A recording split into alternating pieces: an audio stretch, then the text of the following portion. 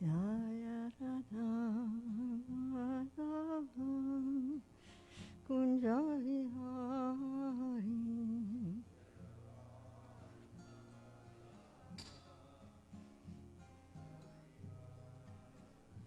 Jaya Radha Madhava Kunja Vihari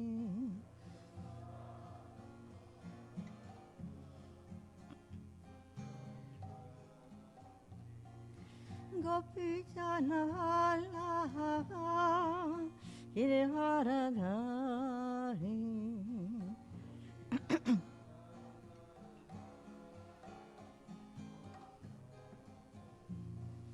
Gopi Jana Vallabha Giridharadhari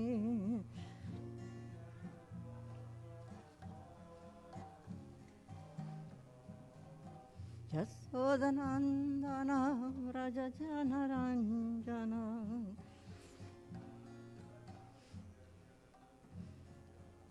Yasodanandana Vraja Janaranjana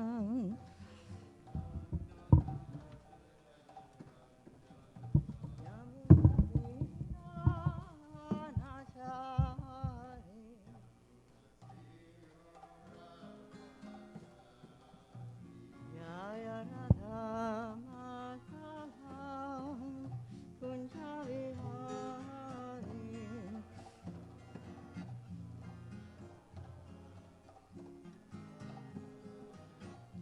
Jaya Radha Madhava Kunja Vihari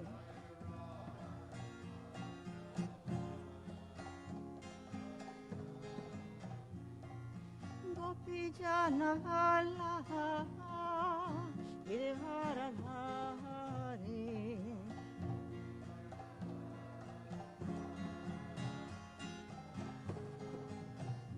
Jaya Gopi Jana Vallabha Giridharadhari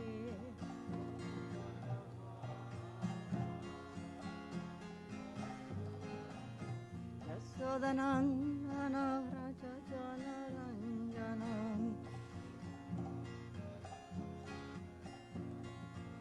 Yasodanandana Vraja Janaranjana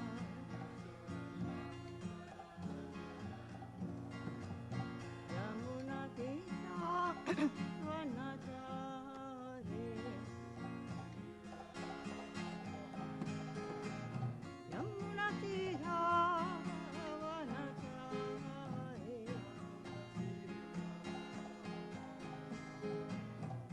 Hare Krishna Hare Krishna Krishna Krishna Hare Hare Hare Rama Hare Rama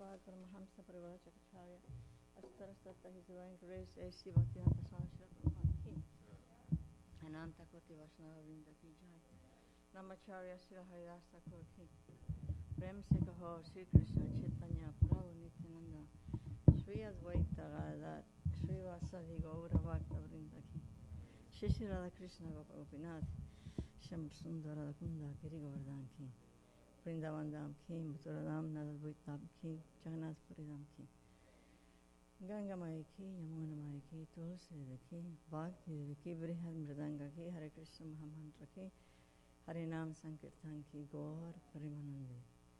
All glories to the assembled devotees. All glories to the assembled devotees. All glories to the assembled devotees.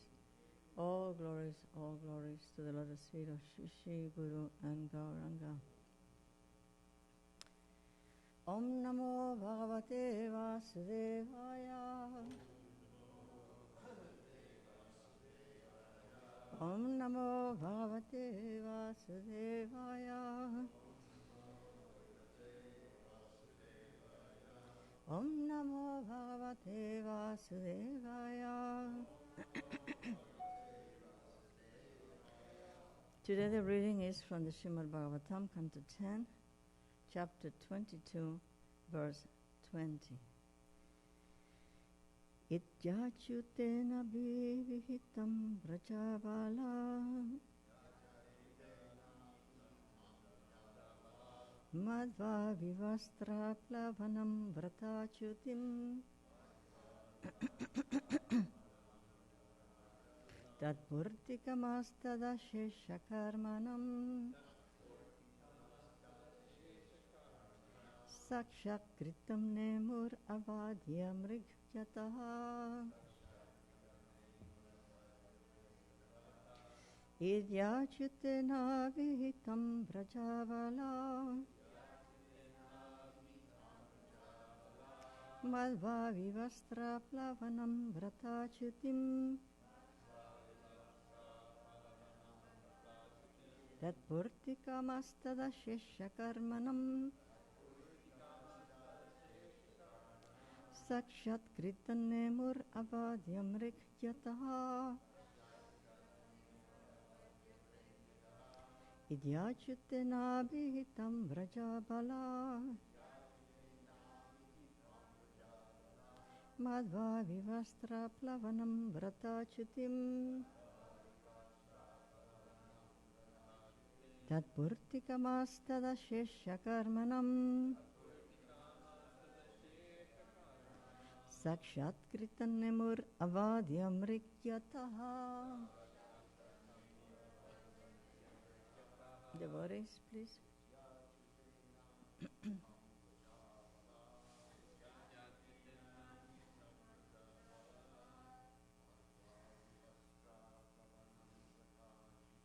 Madhva vivastra plavanam vratachutim tatpurtikamastада sheshakarmanam sakshat kritannemur avidyaparikaha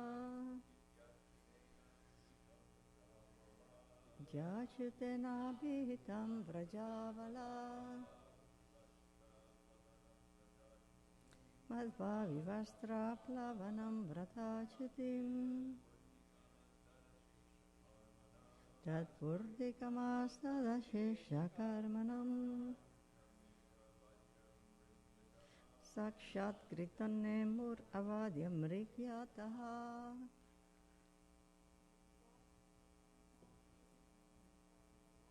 Idyachutena vihitam vrajavala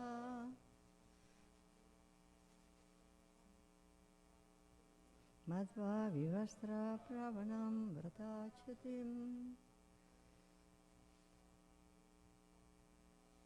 tatpurtikamastada sheshakarmanam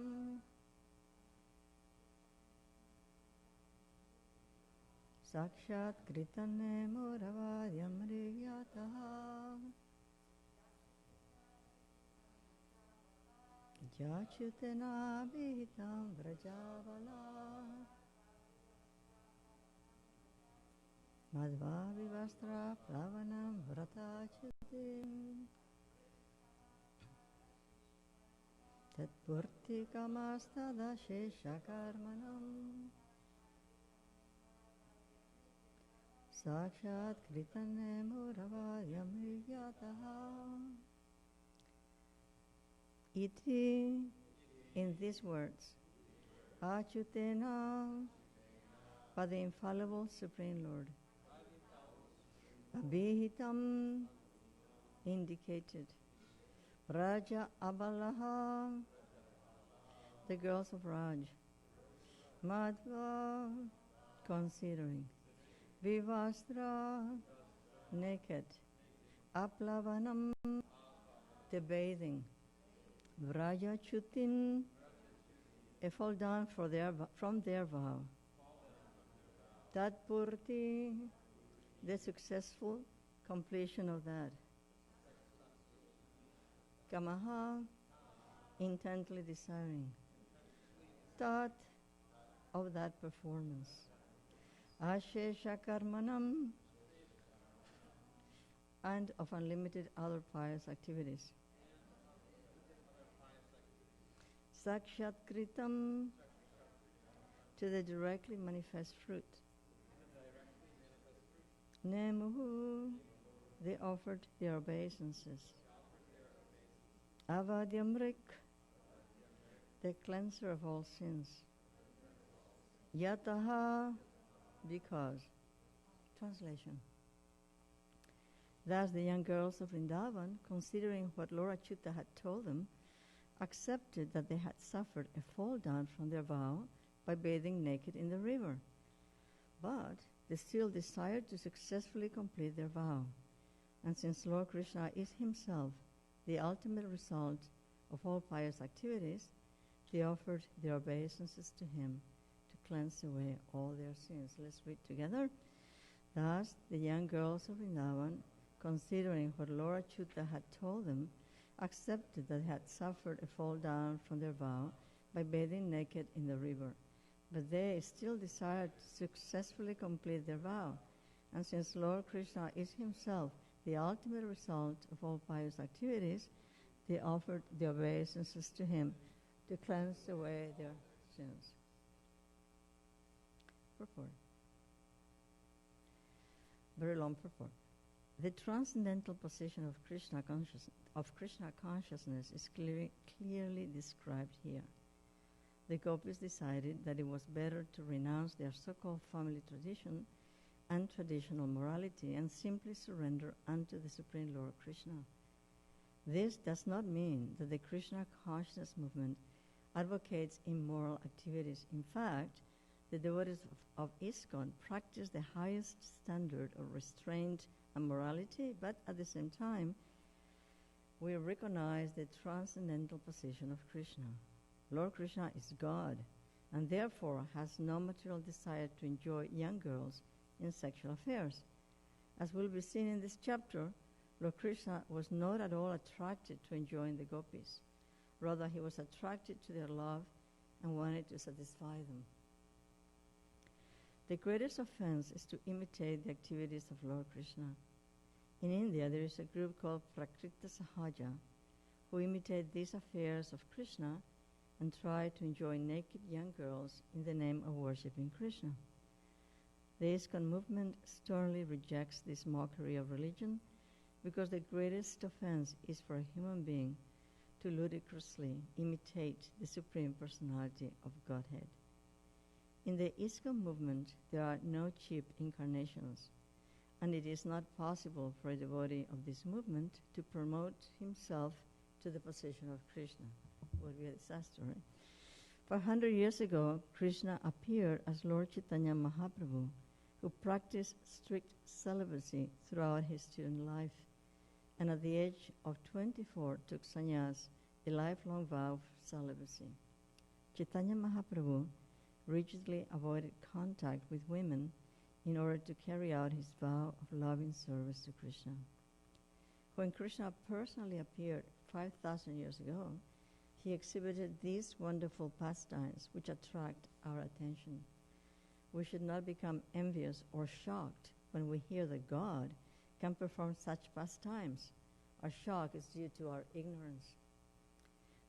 Because if we tried to perform these activities, our bodies would be afflicted by lust.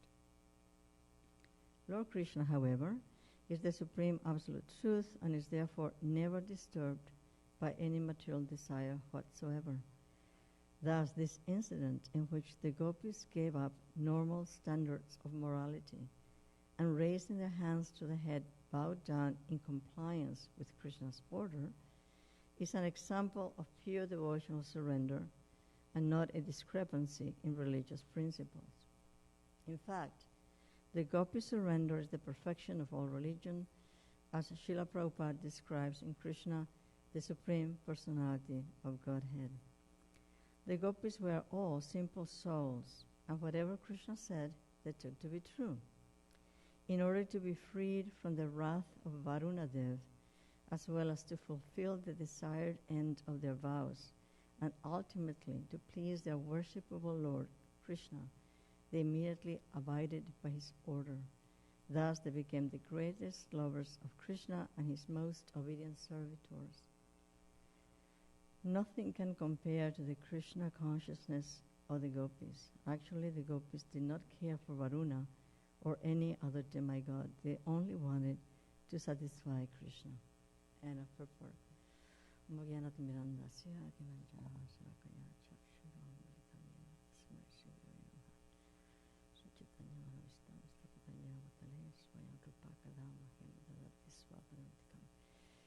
He Krishna Karuna Sindhu Dinabandho Jagatpate Gopesha Gopika Kanta Radha Kanta Namostate Tapta Kanchana Gaurangi Radhe Vrindavaneshwari Rishava Nusati Devi Pranamami Hari Priya Vancha Kalpatarubhyascha Kripasindu Yavasa Patitanam Pavanevya Vaishnavevya Namo Namaha.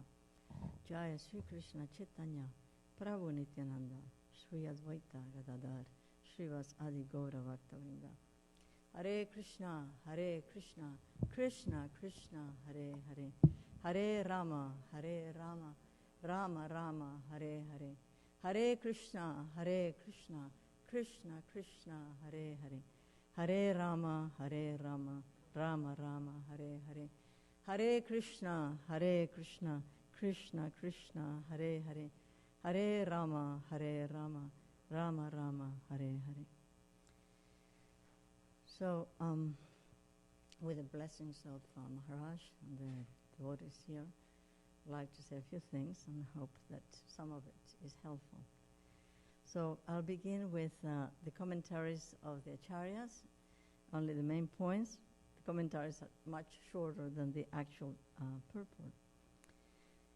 So this explained that the gopis had to sacrifice their modesty, and Krishna had indicated that, actually he said it, that bathing naked without clothes in the river was an offense, although he was tricking them, because first of all, they were young girls, secondly, it was not an offense, but he wanted to churn the emotions in their hearts to where they would be filled with anxiety alongside with all the other emotions they were experiencing, and fear that the vow was not going to be successful, because this happened at the very end of the month where they performed this vrata, this to Katayani.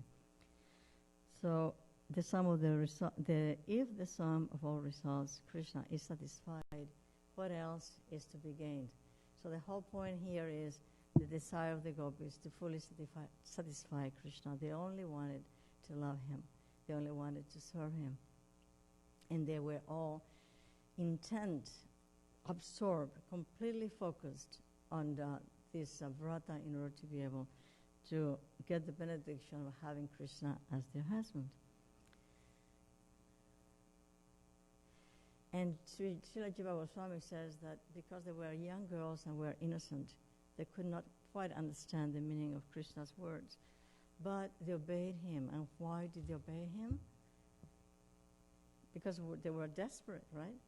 Desperate to gain him, to obtain him as their husband. And out of prema, that's why, that was the element that compelled the girls to obey these very difficult orders that Krishna was given, because they were trying to figure out between the desire to please the Supreme Lord and the desire to be modest. That was like a tug of war that was going on, but finally they decided to just get out of the water and get their clothes. And Srila Sanatana Goswami says that the gopis never deviated from the true meaning of his words. Achyuta, meaning invincible, is like anything about the Supreme Lord is supremely wonderful. So invincibility means that he cannot say something that is wrong. Although we've seen in previous classes that he does trick people. And this was again a trick. So, desiring fulfillment of their unlimited actions of worshipping Katyayani, they offer respects because Krishna could destroy the false in unlimited acts of bathing naked. Here it is indicated by this commentary, by this section of the commentary, that they took Krishna to be Narayan, because of course Garga Muni had already said that sometimes Narayan would act through Krishna. And so what a better person to ask for forgiveness from than Krishna himself, the person that was the object of their obsession. Obsession in a good way, right? So I was thinking about a verse from the Srimad Bhagavatam, which is chapter 1, Canto 1, chapter 2, verse 8.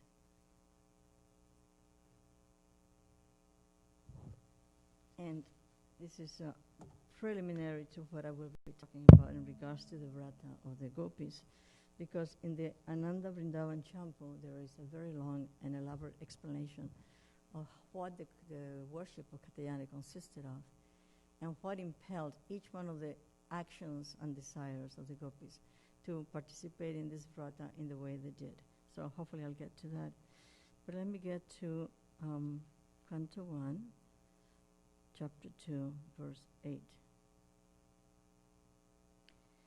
Dharma svanushtita pumsam vishvaksena katasuyah natpadayad yadiratim shrama evahi kevalam. Translation: the occupational activities a man performs according to his own position are only so much useless labor. Why? If they do not provoke attraction for the message of the personality of Godhead. So when we read this verse, we think about whatever activity a person is performing, whether it's a social activity or whether it's a professional activity or any kind of duty this person may have at home or whatever. It doesn't only apply to they over there who are performing all these activities. This really applies to us, because unless we perform activities that lead us to accept and be attracted to the message of the Supreme Lord, then these activities, according to this comment by Sutta Goswami, this verse, is so much useless labor. So we have to go within and also think, how am I performing my activities in devotional service? So we may have a job and we perform activities in a way that somehow or other we are connected to the Supreme Lord by, maybe giving part of the money to the temple or to books or distribution at some level of maintaining a sadhu maybe, etc. But it's just, like I said, not just for people out there with jobs, it's also for us, especially for us. And it is explained in the report that there is everything is around fulfilling material desires, selfish desires, whether it's karma or whether it's gyan. It is all about one's desires being fulfilled. We also have to see who the person is, and if we know, and we do know at least theoretically, that the person is the self, is the soul, then what are the needs of the soul? Not the needs of the body, the mind, intelligence, the ego, but the needs of the soul. As Srila Prabhupada explains, above the body and mind is the dormant spirit soul, whose absence from the body makes the whole range of bodily and mental selfishness completely null and void.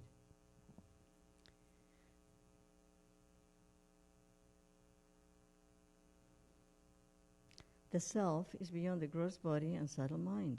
He is the potent, active principle of the body and mind. Without knowing the need of the dormant soul, one cannot be happy simply by emolument of the body and mind. The spirit soul's needs must be fulfilled, and one must actually know the needs of the soul. Now, what is the need of the soul? The need of the spirit soul is that he wants to get out of the limited sphere of material bondage and fulfill his desires for complete freedom. He wants to get out of the covered walls of the greater universe. He wants to see the free light and the spirit. And that complete freedom is achieved when he meets the complete spirit, the personality of Godhead. He goes on to say something that is very, very important, very pithy.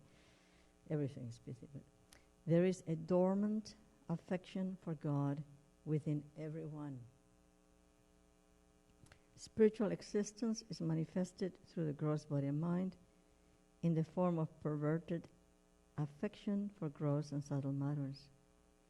Therefore, we have to engage ourselves in occupational engagements that will evoke our divine consciousness. Is that what we're doing? Are we engaging ourselves in activities that evoke our divine consciousness? We may be performing the activities that can evoke divine consciousness. Now there is another point. How are we performing these activities? Are we completely focused on what we're doing alongside the practices of the devotional life that we're trying to live?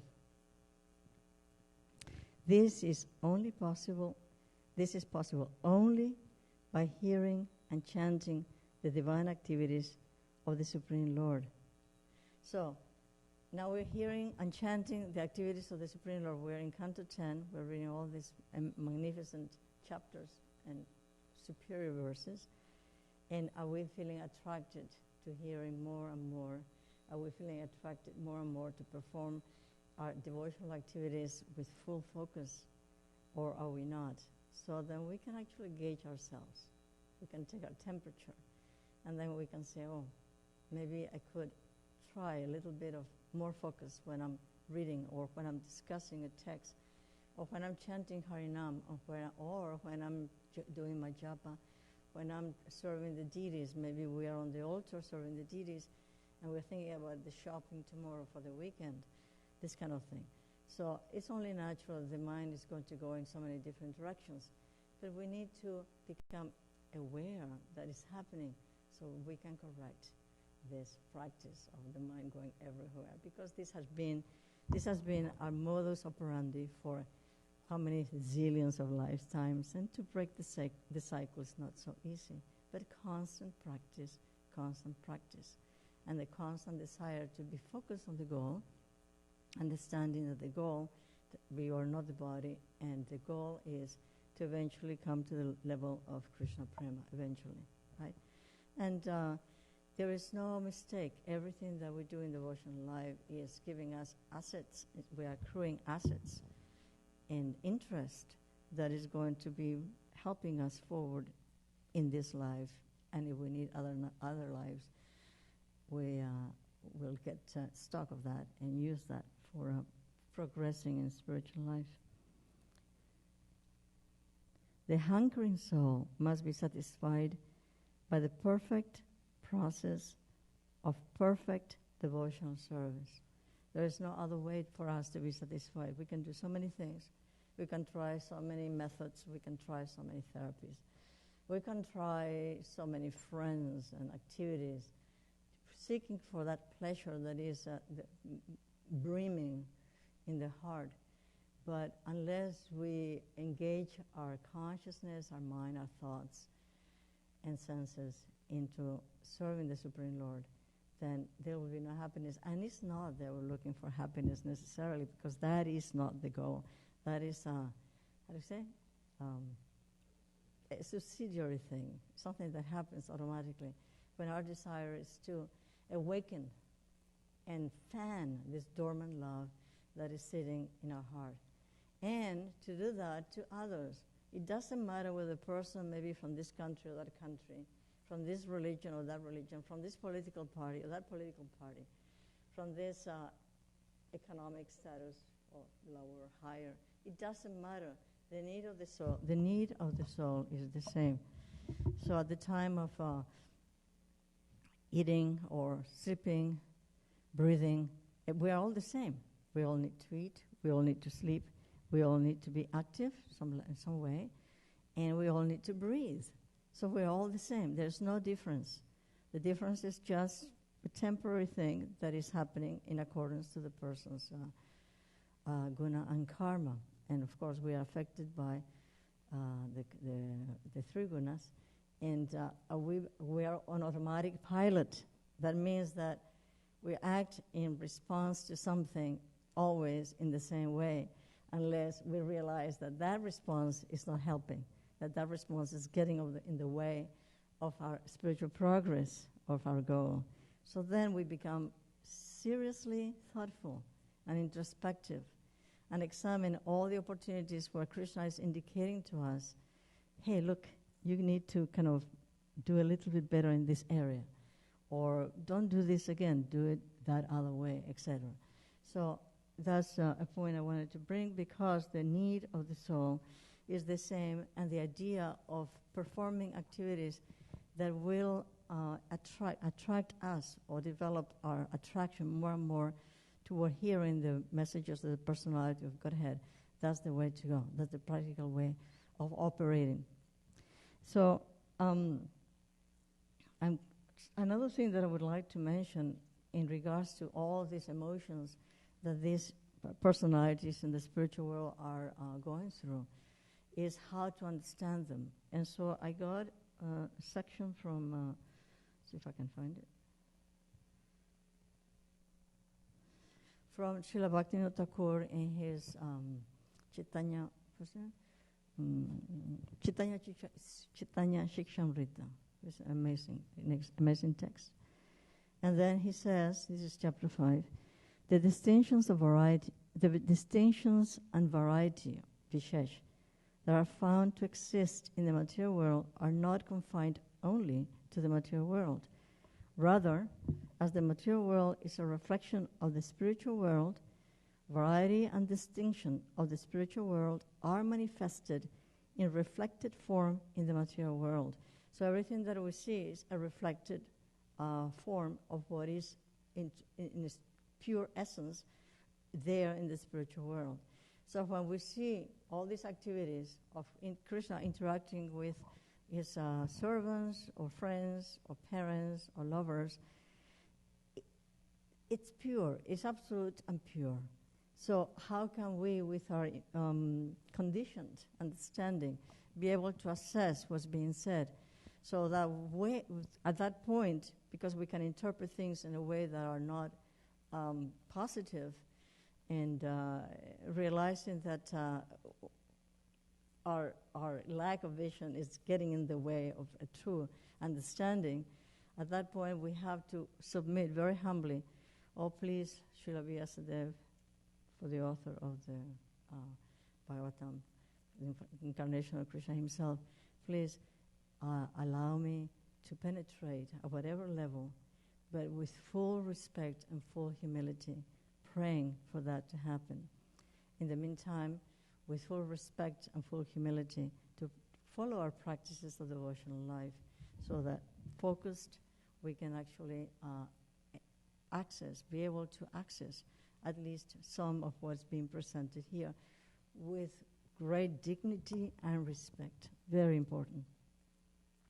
So then he continues to say, without the Vishesha principle, which is the principle of variety, existing in the Lord himself, there could be no creation of the material world, and the living entities could not exist or observe it. Unless there is variety, we probably wouldn't even exist. Or if we did exist as a blob of consciousness, we couldn't experience any variety. But the variety that we experience here is, like I said, because there is variety in the spiritual world. Due to this spiritual vishesh, or variety, the Lord's energy will, due to this spiritual vishesh, the Lord's energy, will, and activity all manifest variety. Although the Lord's body is separate from his abode, everything there is perfectly arranged. Not only that, but everything in the material world, as a reflection of the spiritual world, is also perfectly arranged. So everything here is also perfectly arranged. Now, what we do with it, that is up to us. Because Krishna has set up an amazing platform for us to perform our pastimes. It's perfectly arranged. Everything is just the way it's supposed to be. Now, how we perform our pastimes, are we constructing or are we into destruction of what is going on? Are we building? Are we destroying? The Lord's form is thus inconceivable and wondrous. And then, of course, we understand that everything comes from the Supreme Lord himself.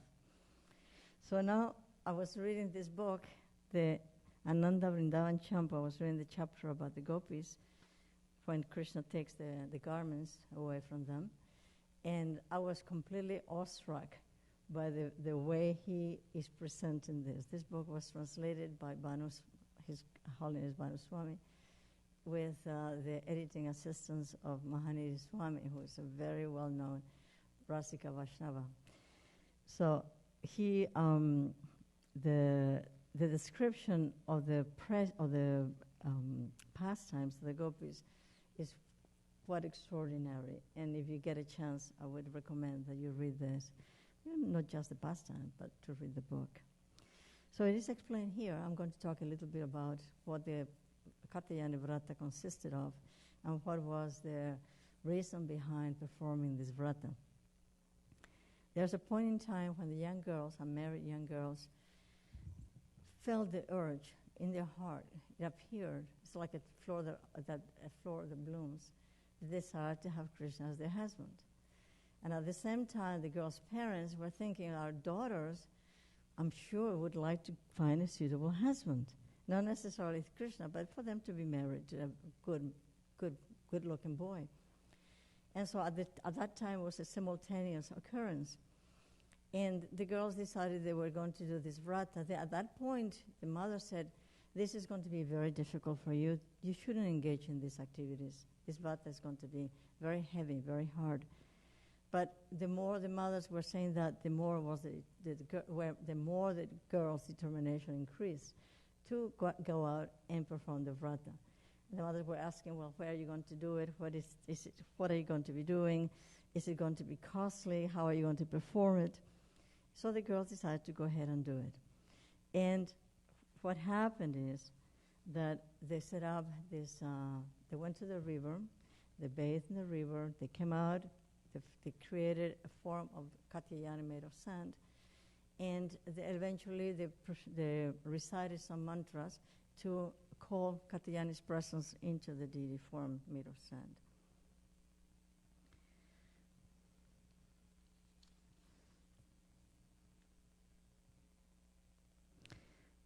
The girls, the experts in puja, chanted sweet verses, praising Krishna's attributes while offering handfuls of fragrant flowers to a murti of Katyayani molded from sand.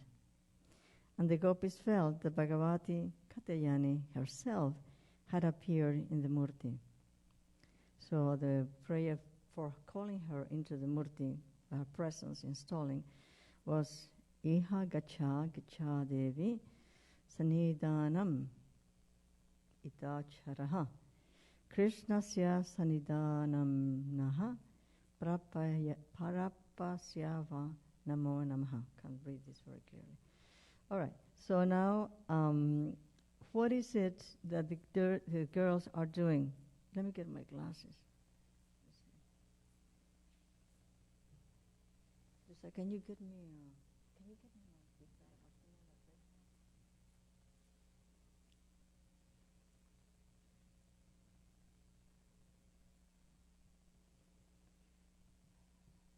Thank you.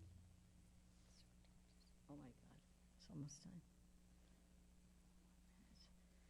So, because there's only 1 minute left, this is to be continued. 2 minutes left. This is going to be continued because it's very enthralling. Be as it may, what happens is that for everything that the gopis are offering to Mother Katayani, everything is, first of all, the prelude is to glorify Katayani and ask her to please help, because they are completely consumed in love for Krishna. So every item that they're offering, there is this intent to get Krishna as their husband. So when we saw in the verse in the chapter 22 that Krishna was telling them, okay, you have committed an offense, they were deathly afraid that the result of the vow was not going to be fulfilled, was not going to take place. So if anybody wants to make a comment or ask a question or make a correction, please do so. We only have 1 minute left. But Ananda Vrindavan Champo, super excellent book. Yes, Maharaj. That's one thing Prabhupada said in line of what you said in class. Prabhupada said that the material world, our experience in the material world is that we saw Krishna somehow or other and we wanted to imitate Krishna. It's just like a child who sees the moon who wants to move. Mm-hmm. And the mother gives the child a mirror so the child can have the moon. It was in like perverted reflection. Thank you, Maharaj. It's actually really interesting. I heard that this morning from class. Mm.